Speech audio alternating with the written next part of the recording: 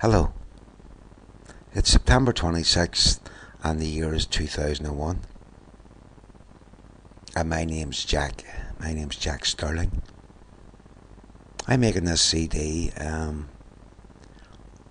hoping that it would maybe help the new man that comes in the door. This is an idea I've thought of, so here goes. This is my story. I started gambling at a very young age, probably around the age of 7.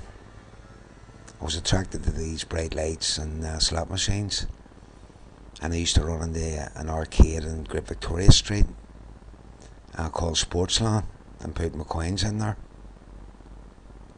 As the years rolled on, my addiction got bigger, for want of a word. I wanted to gamble more, but I didn't see it as a problem. I was only a kid. At the age of 14, I was brought before Belfast Magistrates Court for petty theft, really. Larceny, they call it in them days. And I was given probation. 2 or 3 weeks later, I was back in court again. Same thing again, stealing. And this time, the magistrate wasn't so lenient. He gave me an indefinite period in Malone Training School up at Lisburn Road. So I went to training school and I didn't like it there. Not many people did. Not many people like their freedom being taken away from them. So I was no exception. But I met up with boys that were in there for housebreaking, stealing cars, burglars. So I fitted in. And I was a very good learner as well.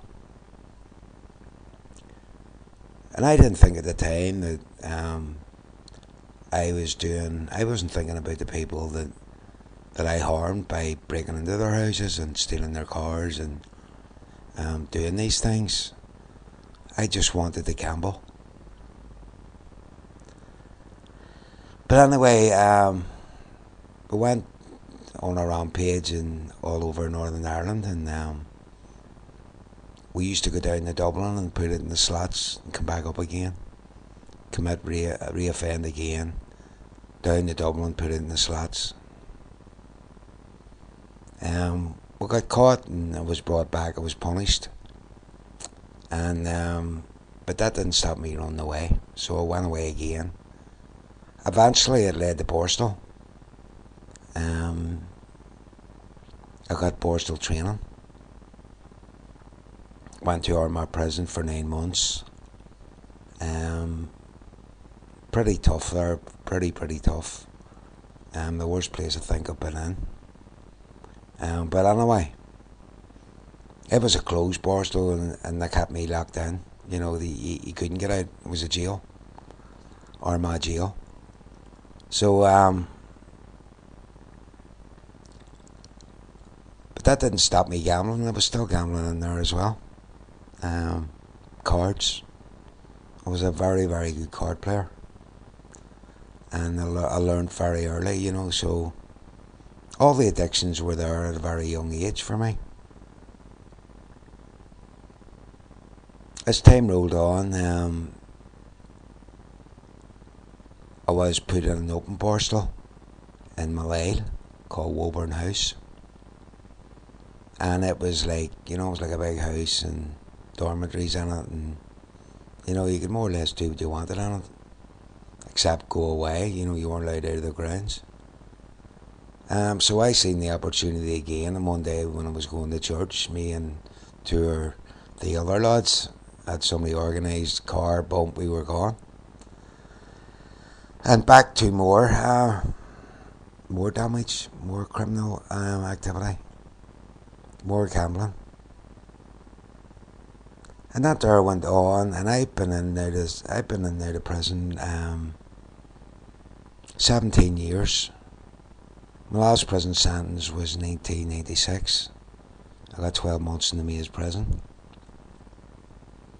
Um, but through that whole time that I was doing all that rack and ruin, the addictions were getting larger. I was telling lies. It was just an everyday thing, an everyday life for me. Um, and looking back on it now, when you're on that roundabout, you can't get off it. I couldn't anyway, because the people that I knocked about with um, were not only compulsive gamblers, they were criminals. Um, very, very heavy people I was involved with. I never hurt anybody. I've never hurt anybody in my life. I've never used violence. I was just a thief, a liar, a drug addict, and it's a sad place to be. It was sad for me. It was sad because I didn't realise. I knew that stealing was wrong and everything else with it, but I paid the penalty for those crimes, and I thought, looking back on it, when I paid the penalty, then that was it. I'd paid my debt back to society.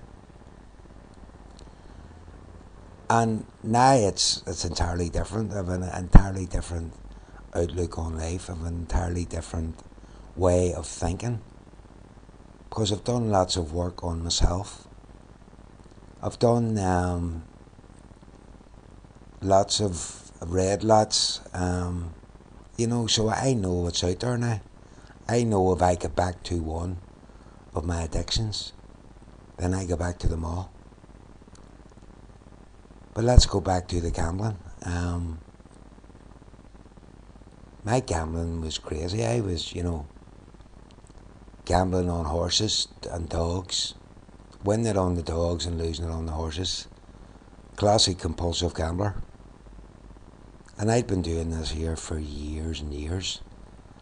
And couldn't see the damage that I was doing to people around me.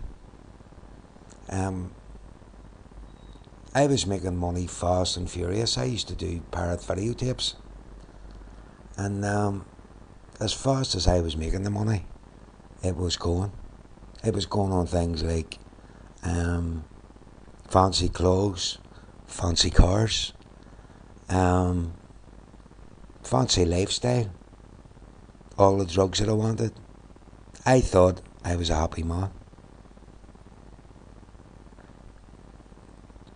And it was only when I reached my rock bottom and I realised one day that I didn't want gambling anymore.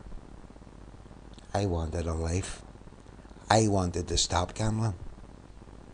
And nothing could have ever stopped me from gambling, because even if you'd chained me a lamppost, I'd have found a way to get that lamppost down, to get down at 2 o'clock or at 12 o'clock on a Saturday. Every Saturday morning, I was in Barney Eastwoods in the seafront in Bangor.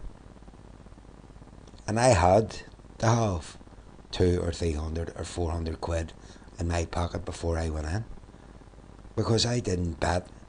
I used to try and control it.